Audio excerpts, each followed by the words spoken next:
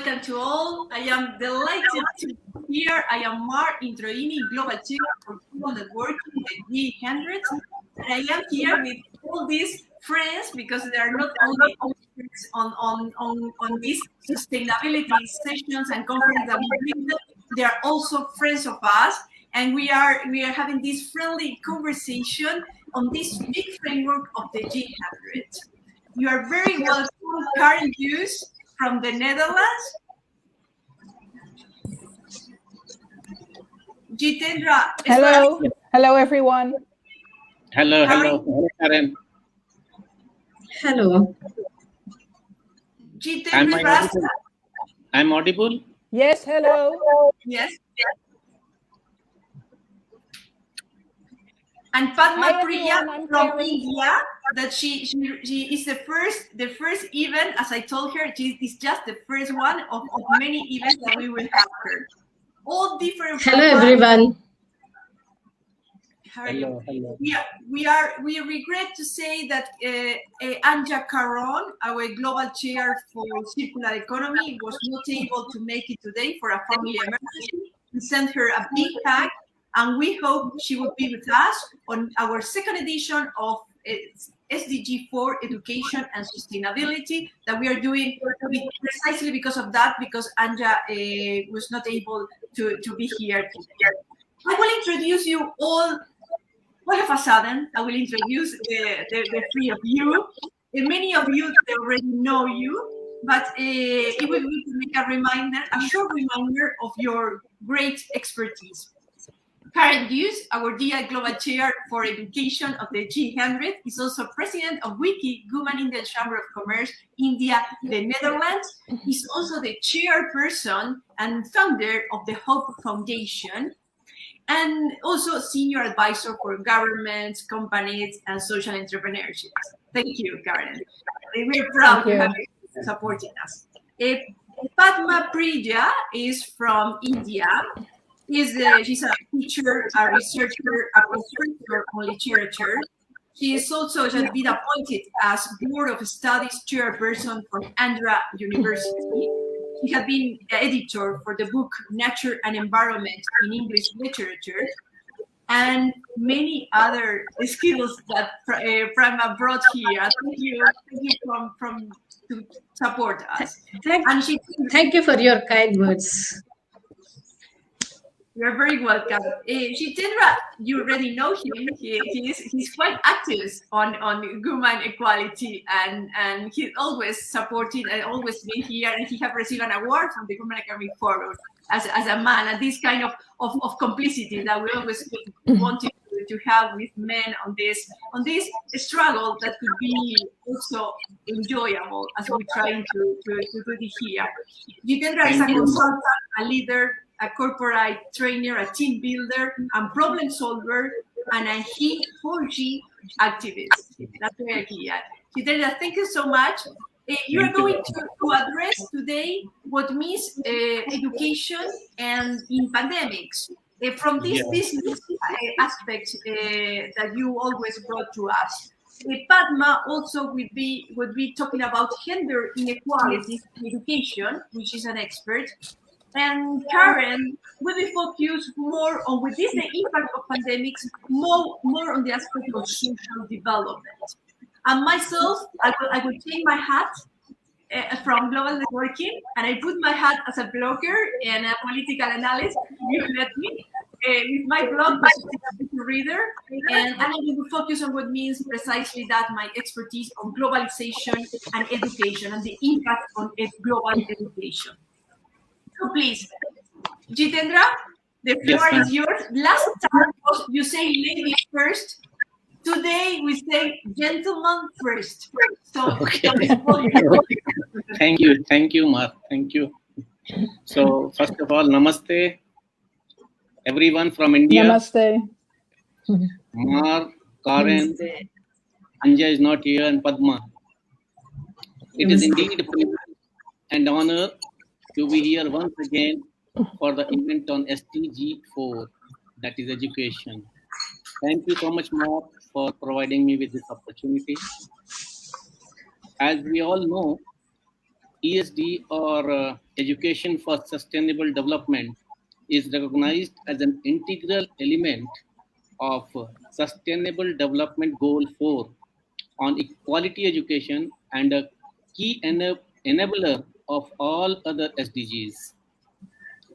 ESD empowers learners of all ages with the knowledge, skills, values, and attitudes to address the interconnected global challenges we are facing, including climate change, environmental degradation, loss of biodiversity, poverty, and inequality. You all will therefore agree learning must prepare students and learners of all ages to find solutions for the challenges of today and the future.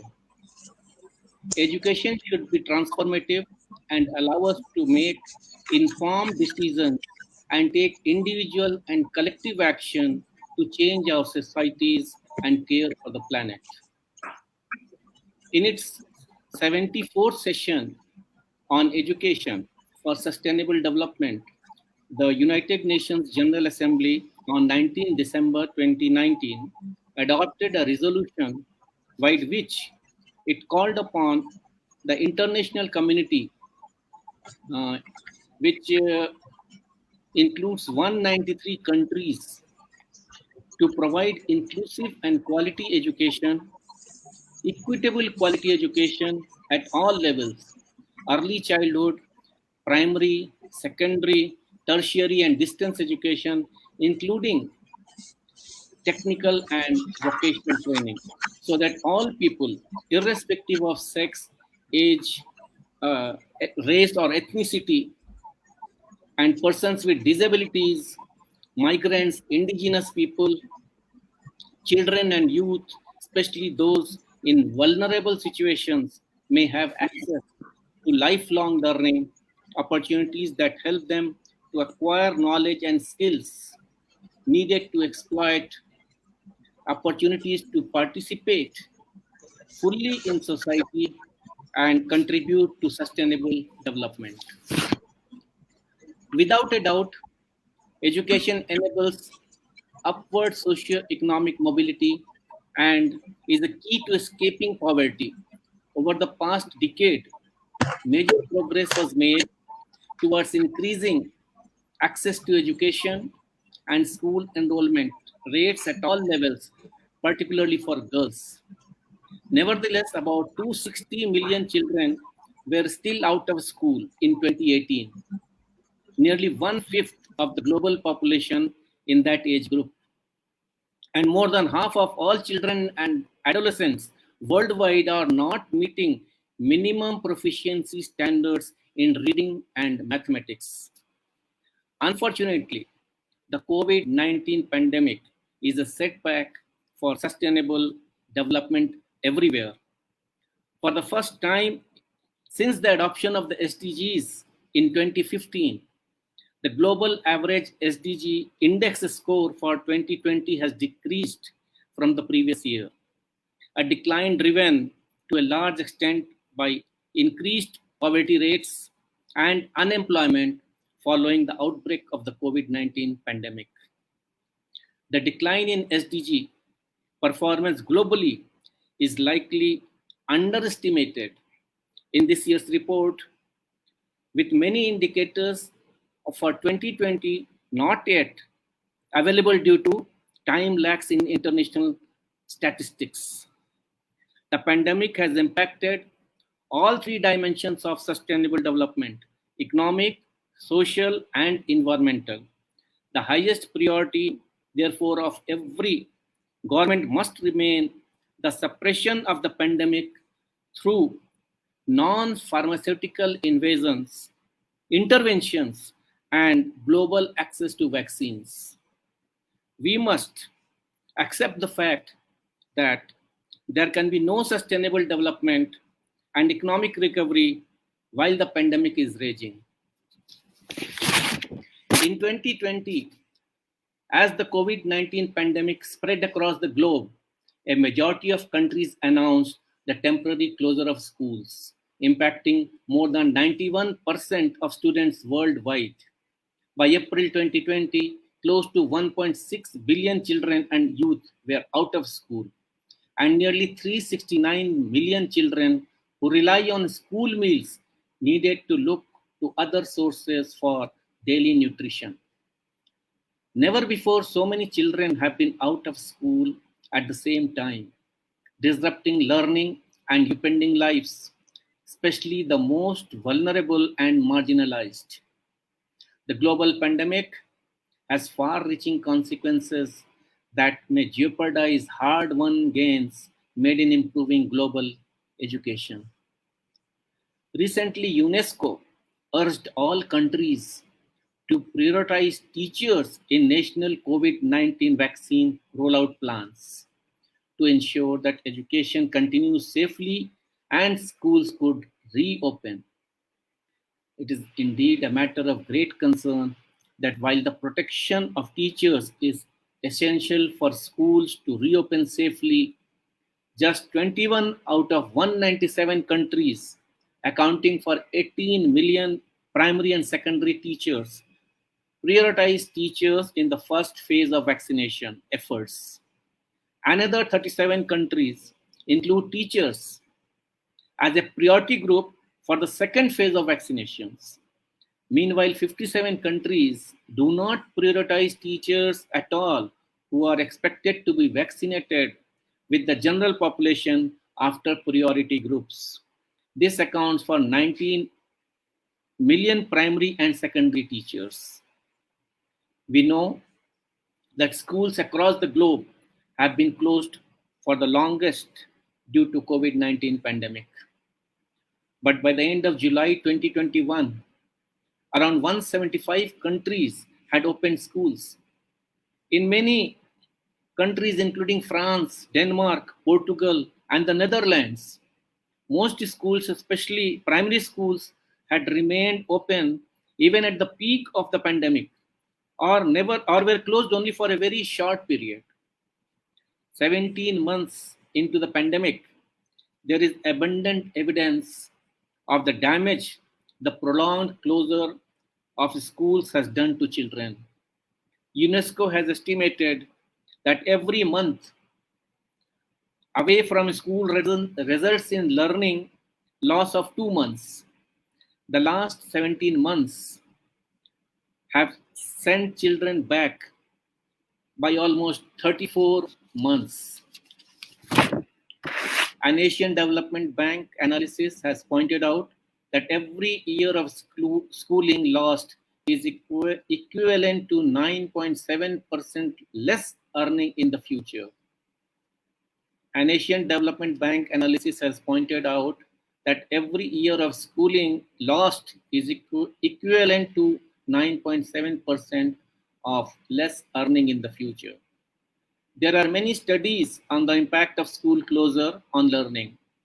A McKinsey report concluded that schools shut down in the second quarter of 2020 put students up to 6 months behind their cohort in academic milestones in comparison to peers who attended in-person classes. The loss of learning was higher for mathematics than reading and highest among the disadvantaged groups. A study from Netherlands found that while studying from home, 8 to 11-year-old children made limited or no progress in learning, with disadvantaged groups performing the worst. There is evidence of the impact of school shutdown on the emotional and mental health of children. During the pandemic, children confined at home experienced challenges within the family and abuse.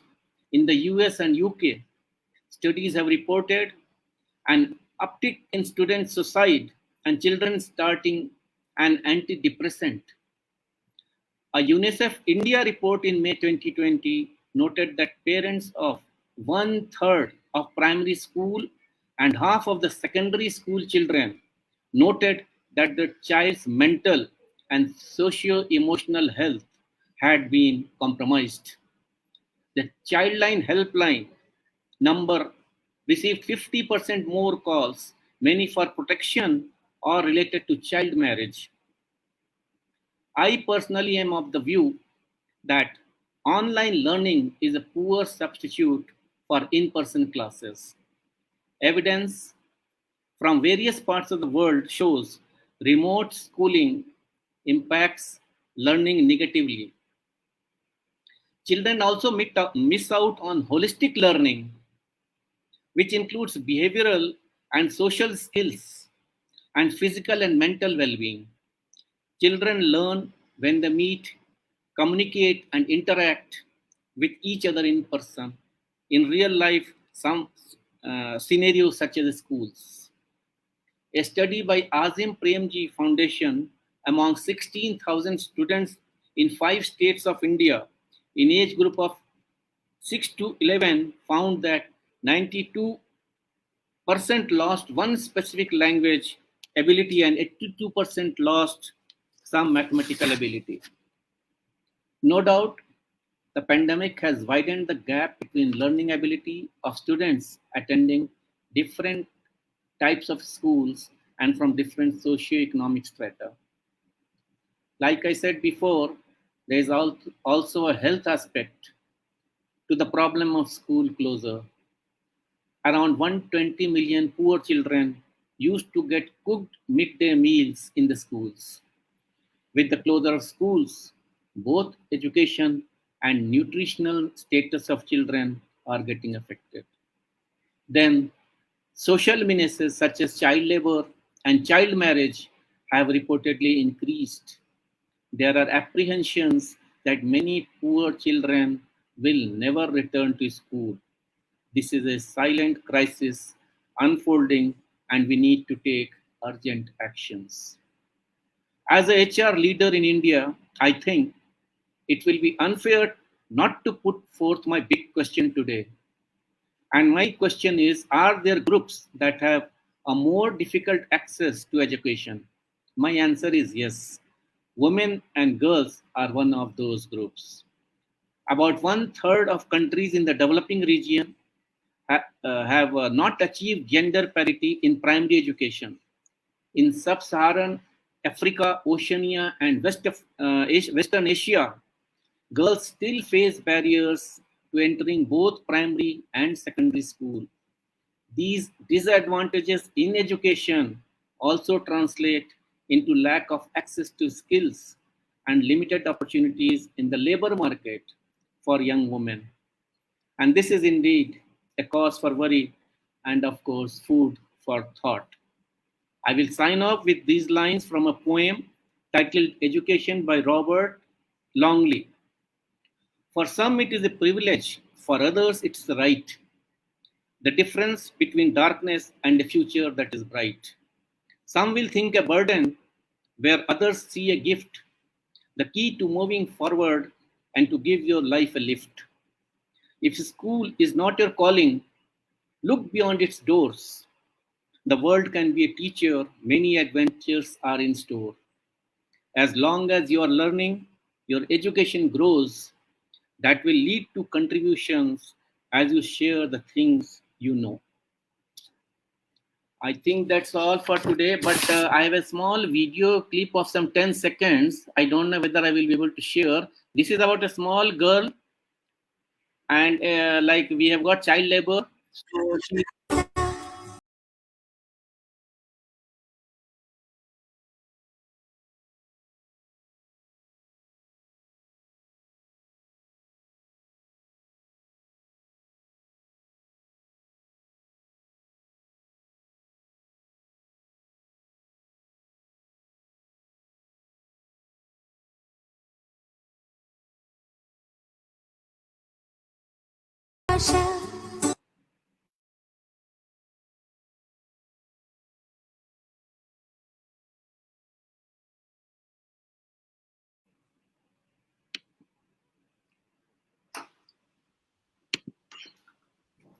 okay.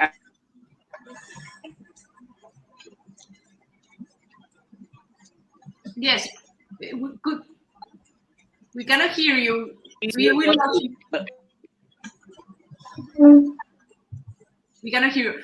We cannot hear you, Jitendra. We come back to you. Karen, Padma, this beautiful presentation from Jitendra. He always. Okay, we could hear you now. Yeah, really, it's an amazing presentation by Jitendra. Yes, thank you so much for that. Yeah, it's very inspiring. Absolutely, Jitendra. You have started very, very strong. As always, you give us a very beautiful message, and you end always with a quite, let me tell you, quite romantic way to end. The last time he ended with a song, and today with this kind of poem. So thank you for that sensibility. I love that. No, they also give the girls wings to fly, and this is G. Henry, so to fly, and this idea is very much aligned with what we do. I would like to highlight two aspects, and then I pass the floor to the rest of the ladies to make comments about the presentation. First of all, you say something that for me is absolutely relevant, that is right or privilege when we talk about education. I think these two words is a very simple way to see where is the key. And then when you talk about children need to meet, and they have to stay in their houses, so this is a very strong argumentation against homeschooling.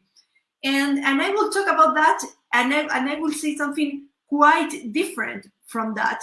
So I leave it there, but I would say something that this is quite against, but this is a debate, and a very healthy debate. So to learn so I would just give my opinion.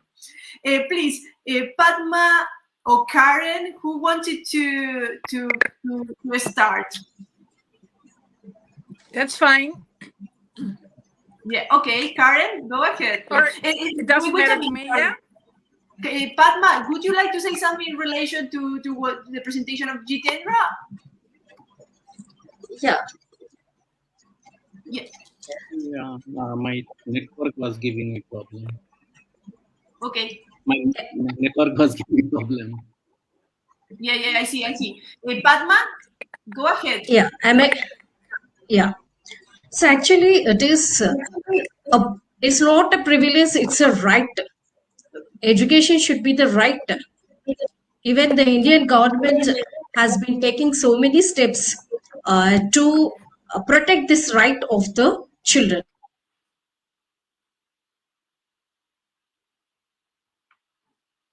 Rights. So education is a right. That's all. Yeah, absolutely. Yeah. Karen? Yeah. The floor is yours with your social development and education and pandemic impact. Yeah. Thank you so much, Mar. Thank you so much, all guest speakers. It's inspiring to be here today and listen to your speeches and learn from you, from your knowledge. I like it very much. And I like to talk a little bit more about the Social Development Goal 4, education, which is affected by the current pandemic.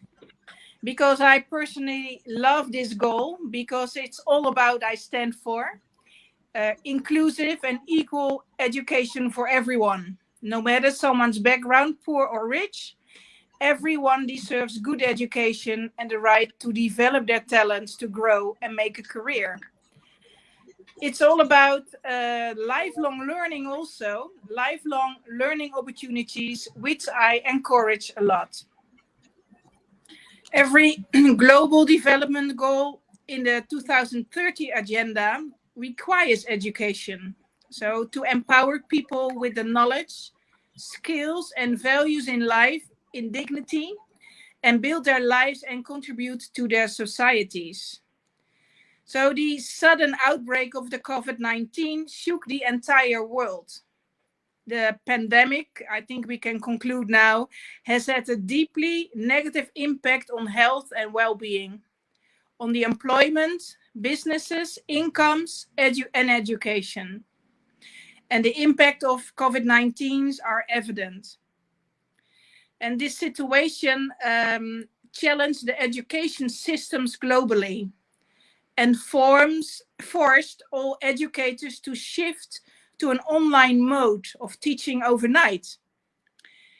The first effect has been the closing of schools around the world and forcing unprepared teachers with no guarantee of access to technologies to teach virtual lessons.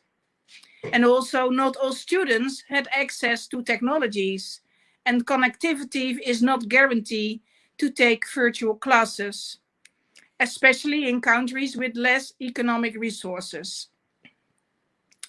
But out of this crisis, we gained something quite extraordinary, and that's mass acceptance of online learning.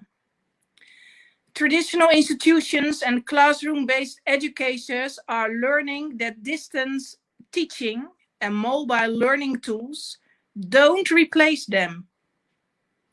Instead, the distance learning experience allows students to learn in a different way and requires them to discover content using new tools. And they will expect that the online learning tool that they have been exposed to throughout the whole crisis so far will be incorporated in education courses moving forward. The pandemic has caused an unexpected crisis in the field of education. It has led to the massive closure of face-to-face activities of educational institutions. Millions of students at all levels of education worldwide stopped having face-to-face classes. The pandemic forced many schools and colleges to remain closed for months, universities even for more than 1.5 years. Despite the delivery of lessons by radio, television, and online, and the best efforts of teachers and parents, many students remain out of reach. Students in minority or disadvantaged communities or living in remote areas are at high risk of being left behind. The duration of closure of colleges and universities impacts academic achievement and learning. The disruption of college closures appear to be deepening unequal education outcomes. There are health risks associated with closures, like significant physical, mental health and safety harms for students, staff, and also for the teachers. Students are out of school and many adults are out of work. Students are aging without gaining skills and knowledge. Technology is advancing, and those businesses closest now may be replaced with others or look very different at the end of the crisis. Therefore, it's important that learning access is stimulated for all ages. It is important to enable individuals to lead a life where every person, students and adults, engages in ongoing learning and skills development as an enabler of employability, success, and purpose during and after this crisis. The necessity of lifelong learning is more critical today than it has ever been. We have to blunt knowledge and skills loss and prepare teachers and learning systems to support students when they return. We have to keep adults in a learning mindset so that they will be able to adapt to any challenge facing them when businesses reopen. It is clear that disruption of the education process will have cross impacts with many other social development goals. It's already mentioned, because according to the FAO, 352 million children in 172 countries worldwide have stopped receiving their school meals, which will affect the already high level of child malnutrition. So that is the Social Development Goal 2, zero hunger. The technological gap is growing in developing countries. So the current situation of virtual training is especially affecting girls and young people, implicating Social Development Goal 5, general equality. The inequality in the access cost to broadband packages identified attempts to reduce unequal and affects innovation, which impacts on Social Development Goal 1, poverty, Social Development Goal 8, sustainable development, and Social Development Goal 9. Education units are struggling to find options to deal with this challenging situation. What should be good? What strategy can we follow to minimize the impact of COVID-19 related disruptions on education and reaching the SDG goals? Of course, the government play an important role, but I believe NGOs and educational institutions are very important as well. As mentioned, I'm chairwoman of a Planet Hope Netherlands Foundation, being active in India. We have vocational education centers in Bangalore, Darjeeling, and Karaikal. And we develop courses in collaboration with Dutch institutions to give access to international education for underprivileged youth. We have an international team of teachers and we had to shift to online lessons. Every week, the Dutch teachers guide the Indian teachers and students, and vice versa, because also the Dutch team learns a lot from this international collaboration. Normally, the Dutch teachers visit us in Bangalore, Darjeeling, and Karaikal 3 times a year. And now for the last 2 years, a visit was not possible. So we had to manage with online tools, showing videos, organizing practical lessons in small groups. Videos were taken and sent abroad to discuss this later in an online meeting. It was and still is a challenge. But because of the effort of the whole team, we could manage and prevent our students for lots of study disruptions. Of course, the quality of the education was not as good as it is in a college building. But we managed together, students, teachers, and the management, to keep in touch with each other, to continue the education, with lots of challenges and power cuts, disruptions of internet, etc. Students who could not attend sometimes because their little sisters and brothers need a mobile device for their online classes, or their parents went out and they share one mobile with the whole family. But we managed somehow. And I'm sure our female students are still studying because of the online education given by our teachers. They told me, some students, that their parents were losing trust in graduation for their girls. Some even were talking about getting them married. And you know, we are just a small NGO, serving so 750 students. But like us, there are many NGOs, schools and colleges. And they are working day and night to take action to ensure we will reach the SDG 4 goal, although we have to deal with this pandemic. And I like to end my speech with memorizing that it's good to keep on sharing global experiences, networking to exchange knowledge, how to deal with this current situation. We have never been in this situation before. So we need each other to ensure to continue qualified education for all, to reach the goal. Therefore, I like to thank Mar and her whole team for initiating this webinar. Thank you so much. Thank you, Karen. It's us who are grateful for your presence here. And so nothing to say thanks. It's just us who say thanks for you to be here to this wonderful presentation. That I think that we could take some aspects for what Jitendra had said about learning. Yeah. Jitendra say children learn when they meet. That's what he say. And you are saying let's have a look at what means online learning. That means that we are having gone through this situation before the pandemic. And now with online learning, we can make children learn. So the only challenge seems to be not in that they can't meet, but that they don't have accessibility or connectivity with tech. So Jitendra is looking more for more philosophical aspect of what means to meet, and Karen is looking more about technology challenge and have the access. So two different aspects. Jitendra, your time to defend your position. And Padma, then. No, Please. actually, it is good. What Karen says, online classes may be better, but all these boys and girls don't have access, at least in our country. They don't have access to Android or iPhone or a laptop, desktop. And even if those who have, there will not be the internet connectivity. So they are actually left behind. They are not able to join others. So this will ultimately lead to education of the rich class. There will be Yes. class divide.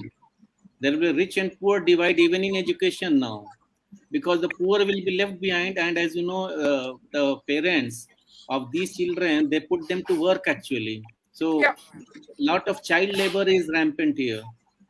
That is the cartoon, that clip I had shown. She was a child labor, and how she has been converted into school girl with the efforts it's of. so true what you say. It's so true what you That is, say. I experienced that in India as well. yeah.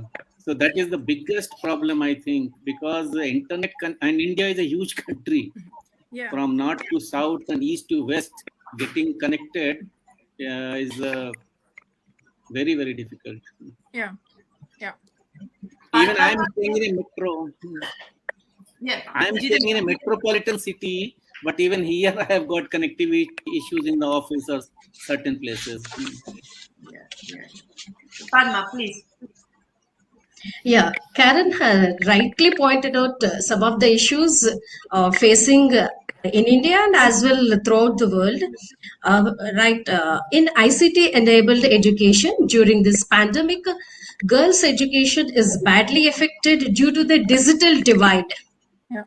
Huge differences are there in the availability of learning resources, learning outcomes, ICT enabled tools, digital media, etc.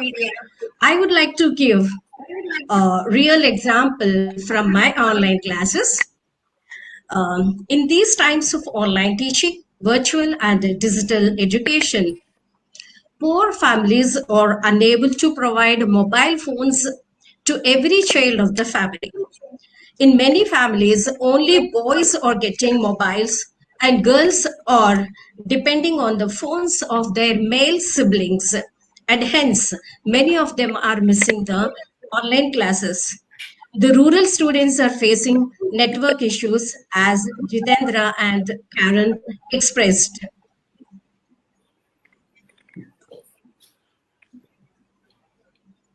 Yes, Karen? Yeah, that's my experience as well. So you know what we do, we are only a small NGO, so we contribute to a few hundred of students, and we have a lot of invested before, a lot of contact with the parents, you know. So we involve the parents a lot in our education. So the support of most parents for their girl students was amazing, I have to say.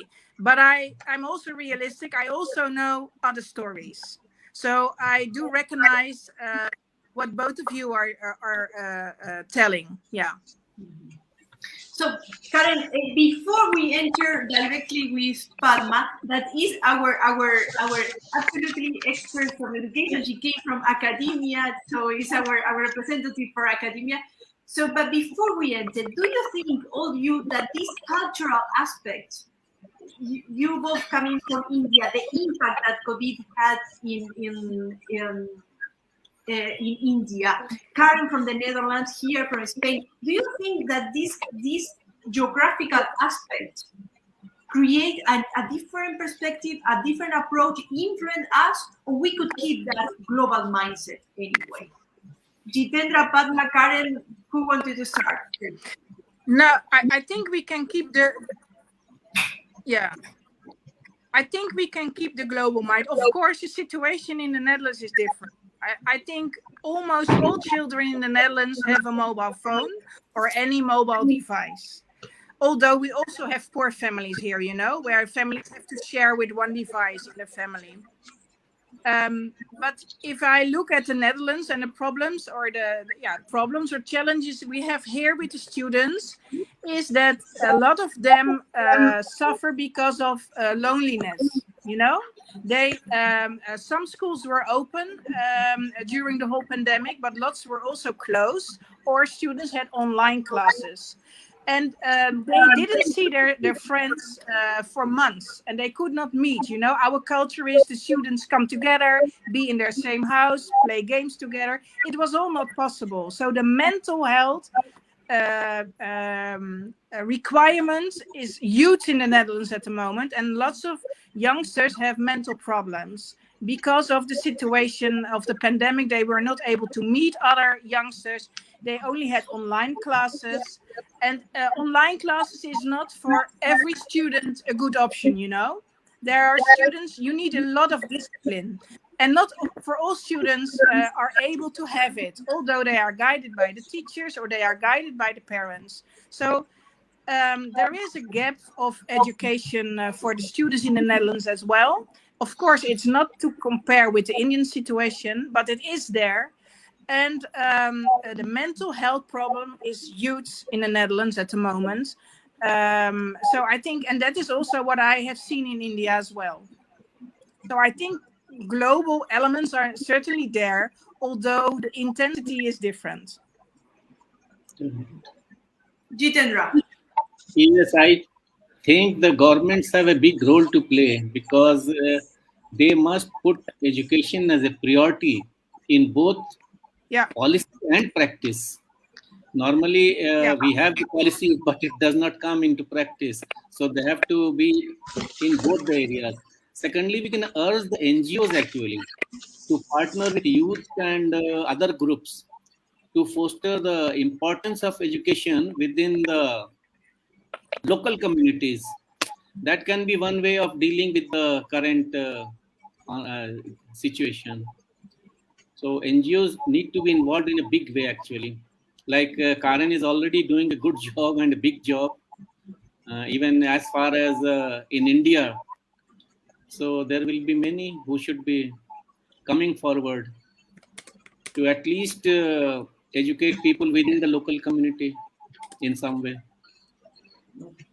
Thank you, Jitendra. Padma, a short comment in relation to what mean this global impact and cultural, and we start directly to your presentation, please. Okay.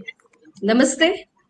Good evening, Mar Inchiani, Global Chair, All League Ladies Global Networking, Karen Durs, Global Chair Education, Jitendra Srivastava, Senior Consultant. Good evening, all. Thank you, Mar, for giving me this excellent opportunity. I'm privileged to be a part of this prestigious program. There is a popular proverb that emphasizes the importance of education. If you're planning for a year, sow rice. If you're planning for a decade, plant trees. If you're planning for a lifetime, educate people. So, quality education is given utmost priority in Sustainable Development Goals 2030. After, no poverty, no hunger, and good health. By 2030, SDG 4 aims that boys and girls should have 12 years of complete, free, and equitable primary and secondary education, of which at least 9 years of compulsory education without any discrimination. We cannot deny the fact that gender inequalities and gender-based discrimination are largely affecting the right to education and the opportunity to get quality education. Gender inequality in education is a common phenomenon throughout the world. UNICEF aims at gender equitable education, which empowers both boys and girls. Gender discrimination affects boys also in some countries. They become a part of child labor, earning sources in the unprivileged families, and for recruitment into armed forces and sometimes into militant groups. This criteria affects boys to be dropouts from the primary and secondary education. We know education should transform the lives of girls as well as boys for betterment. Brigham Young says that You educate a man, you educate a man. You educate a woman, you educate a generation. Yeah, it's true. Without empowering girls, women, a sustainable future cannot be achieved.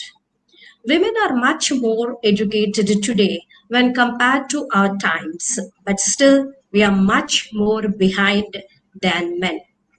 It's a welcoming feature that many girls and women like Malala are fighting for their right to education, and many organizations like G100 creating awareness and supporting the cause. All the ladies present here, Mar and Johnny, Karen, and Anja, we missed today. All of these are into this task. We appreciate that. According to the UN Women Report, a new era for girls, lives are better today. The girls' lives are better today than they were 25 years ago, but the gains are uneven across the regions and countries. UNESCO's latest uh, yeah. Even though the world literacy rate and women literacy increased, the gender gap persists and proves disadvantageous for the girl children due to the patriarchal mindset. Many girls are not reaping the fruits of quality education and they are lagging back when compared to their male counterparts. In developing countries, the education sector has been facing the challenges like poor infrastructure, inadequate financial resources, meager budget allocations for education, and the issues like underpaid teaching staff, etc. Gender disparity is cumulative effective. Poverty is one of the main barriers to girls' education. Domestic violence, violence against girls and women in schools and colleges, lack of proper sanitary facilities in schools, malnutrition, lack of proper health service, all these are affecting the girls' education. I observed in my teaching career that cultural issues like child marriages, immediate pregnancy after the marriage, and the sole responsibility of bringing up them disparities and gender disparities are playing key roles in the increase of dropouts from the educational systems. These are creating gaps and extending the existing gaps in the attainment of gender parity. In poor and lower middle class families, available quality food, available financial resources, and educational resources go in favor of male children of the house. If the option is given between a boy and a girl, they choose the education of the male child. We are aware of the fact that the pandemic has reversed the growth. Millions of people were back into the clutches of poverty. This impacted gender parity again and also the girl child education, their freedom, their psychological growth, and mental well being, and their job opportunities worldwide.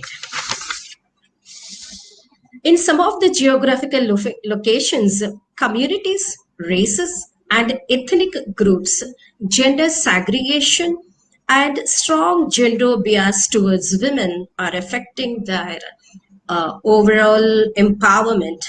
Therefore, social barriers and the deeply entrenched discriminatory cultural and social norms have to be reconceptualized,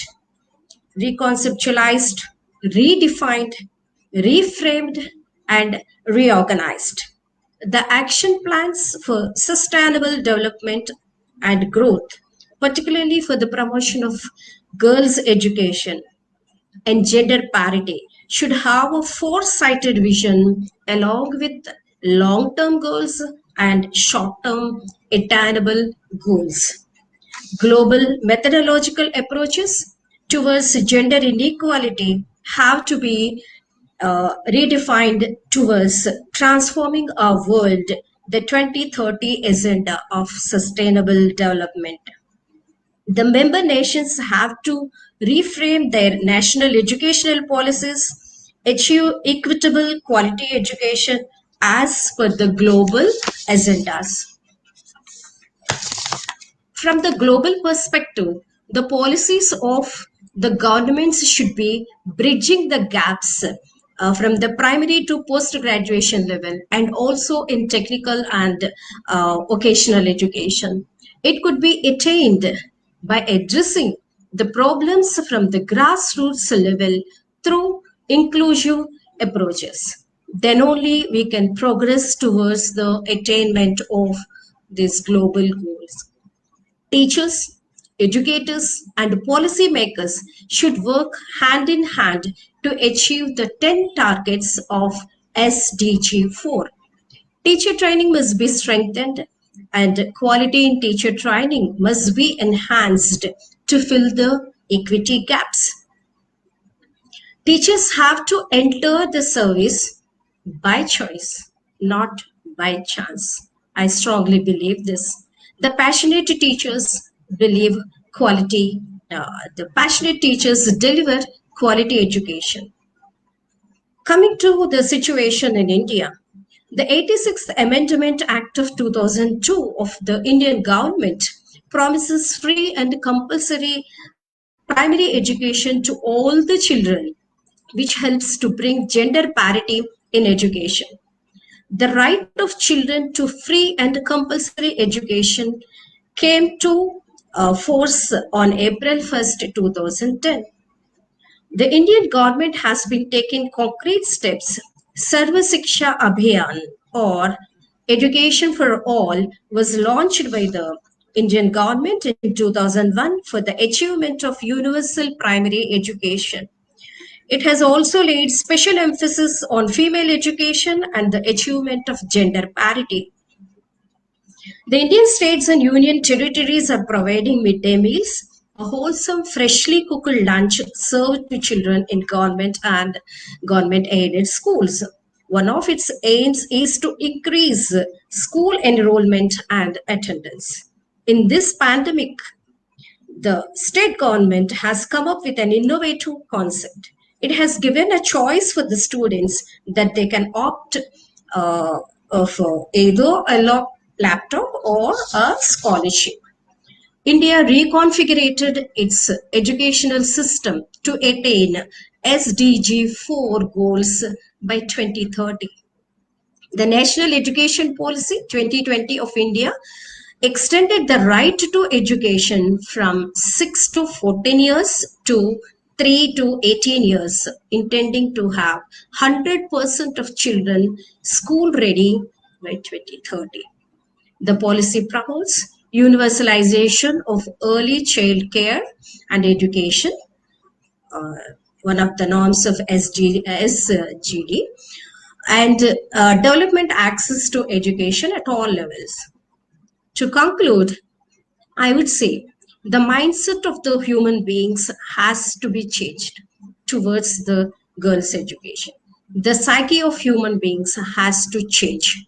All of us, including governmental policies, NGOs, individuals, communities, races, religions, and society as a whole have to shoulder the responsibility in attaining gender parity and in minimizing the gender inequalities. Numerous milestones have to be crossed in this journey of attaining gender parity.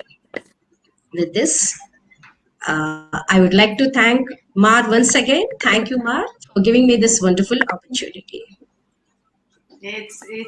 It's global networking. We're so grateful that you accept to be here, accept our invitation with this enriched presentation that really we could learn from you. And this message that, if I have to make a summary, I would say that is about a multi-stakeholder approach for gender inequality in education. So please, I will let you 1 minute to Thank Karen you. and Jitendra to say something in relation to the presentation, and I would be mine if you allow me to change my hat as a blogger from the Sustainability Reader, and I will give you my take on this particular aspect of global education. Please, Karen and Jitendra, and then I go myself, and we make a wrap up after that. Okay. For me, like I said earlier, this SDG 4 is the key enabler of all SDGs. I mean, there are 17 goals, and SDG 4 will have a greater impact on achievement of at least three dimensions of sustainable development, that is people, planet, and prosperity. So when I say people, I mean the social, and planet, that is the environmental, and prosperity, that is the economic. So all these three dimensions can be achieved only when we achieve the SDG goals, which is I think every country is doing good, but much still needs to be done. That's my view on this education. Definitely. Karen?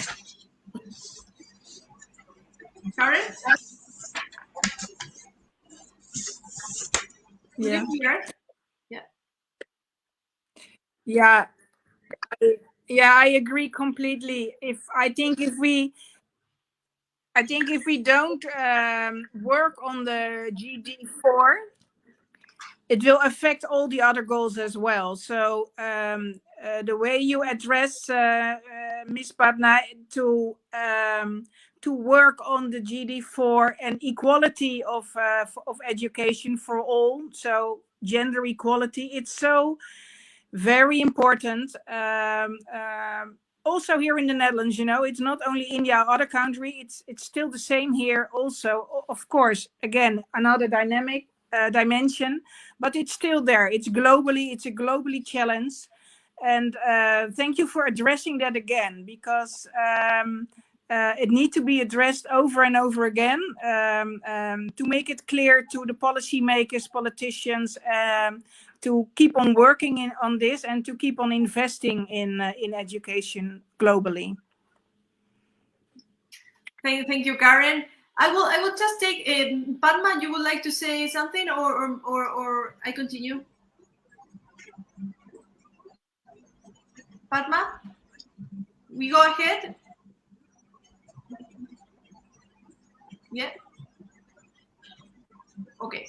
We go. Now is my time to make my short presentation that I have prepared. Before the pandemics, I wrote an article, and the title was SDG 4. No, SDG 1. This is the first, and an exit for the rest. And I focus on what means nationalism and populism, because I am a political analyst, so I take it from that political perspective. And what I mean with that after pandemics, it seemed so wrong to think about nationalism and national identities when we need to face a common response to all these crises. All these crises, multiple crises were not just for COVID. COVID, it just came to accelerate certain process and to make it worse others crises. For example, migration, forced migration. And when I say that, why is the exit? And I think we agree with all of you that have to be behind all the other goals. All the goals are interconnected, but education in particular. For example, with sustainable cities, things have nothing to do. Sustainable city is about urban planning, architecture, water savings, energy. So, but if you don't have a population educated, you cannot develop sustainable habits.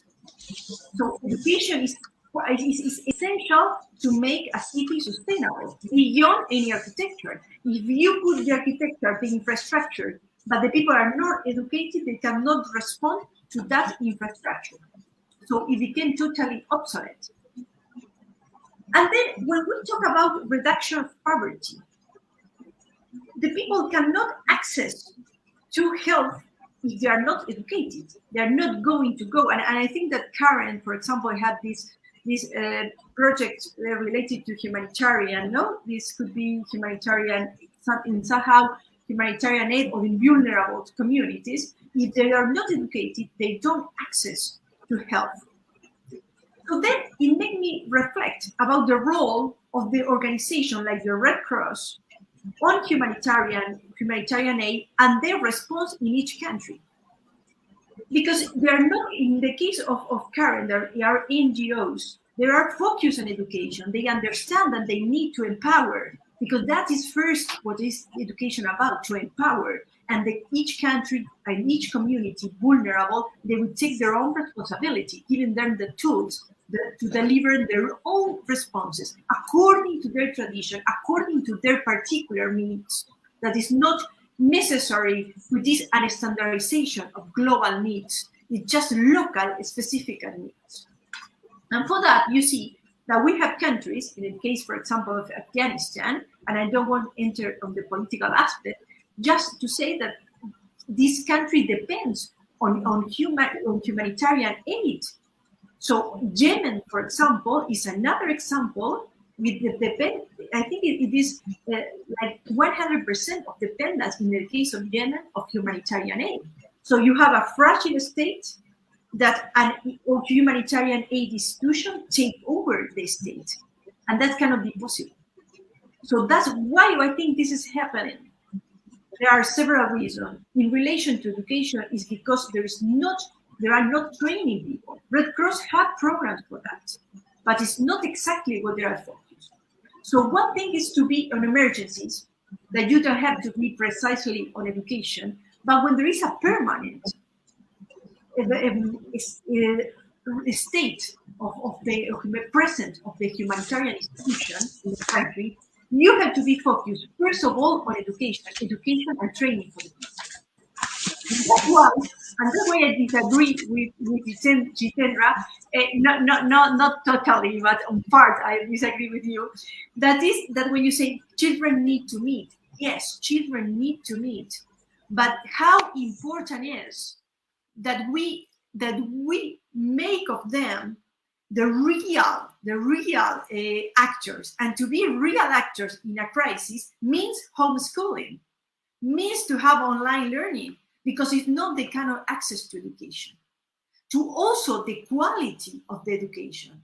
When the Red Cross have a school, for example, a refugee camp, and there is a school, the quality of that present education maybe is not good, and it would be much better if there is a super powerful teaching through a school in the Netherlands, for example, or from India, that deliver that education to that kids. They would be the best way for them to jump that bridge from that tragedy, from that conflict area, and enter directly in what is a global war. So that's why homeschooling for me is so important, because it's a way to boost this online learning, and that the children get used to it. Don't have to be 100%. But also, when I think of that part of the population that would like to have this 100% of homeschooling, for me, is also part of individual freedom. And the families need to decide which education they would like to deliver to the children. That's why it's so difficult to establish a global standards of education without standardization. And this is one of the criticisms for globalization.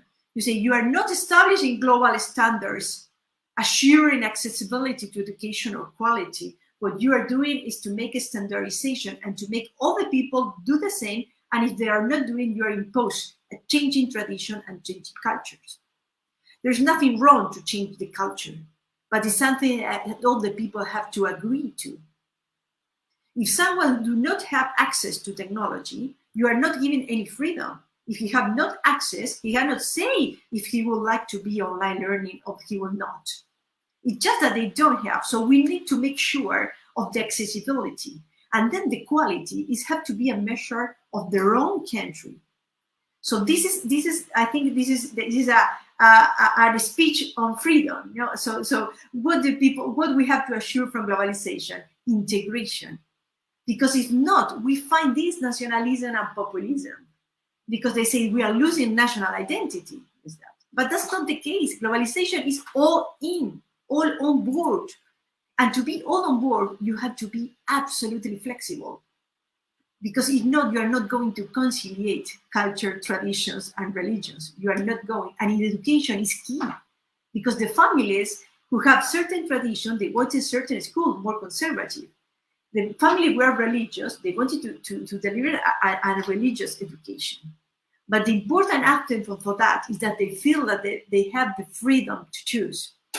So that's why online learning for me is that key aspect or accessibility that we need to be focused from this time. Maybe in 10 years, I will move forward and say, no, we have overcome this part.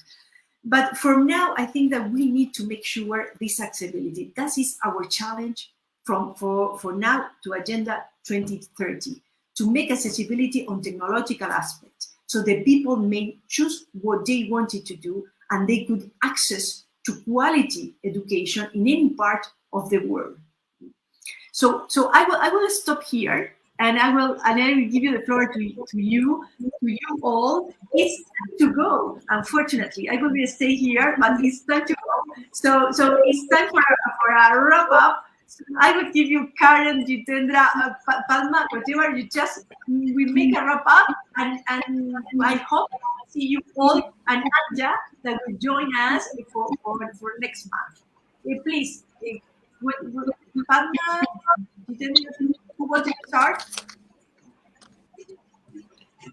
Well, when you say that the freedom to choose actually between these two methods, like offline and online schooling. So once again, this online has to be definitely encouraged during this pandemic times, because in the near future also it is becoming difficult to open schools. At least in India, schools are still not reopened. So we have to strengthen the technology part and try to cover as many students as possible. So that is how we can go about it. Yeah, I think, sorry. Yeah. Yes, Karen, go ahead. Oh, yeah, I just want to say that I think the experience of the students and the schools with online learning and online teaching already changed here in the Netherlands, the educational system. You know, here in the Netherlands, teachers are already incorporating a kind of online lessons as well. It should be a combination with lessons in the school as well with lessons online. That is what I heard recently during a webinar of directors of Dutch schools, and they said there are also a lot of privilege and benefit of online lessons and teaching methods, which will be incorporated in the traditional way of teaching we had here in the Netherlands as well. Yeah, so I think this will happen globally as well. But access is a priority to have, of course. Yeah. Thank you, Karen. Padma, please.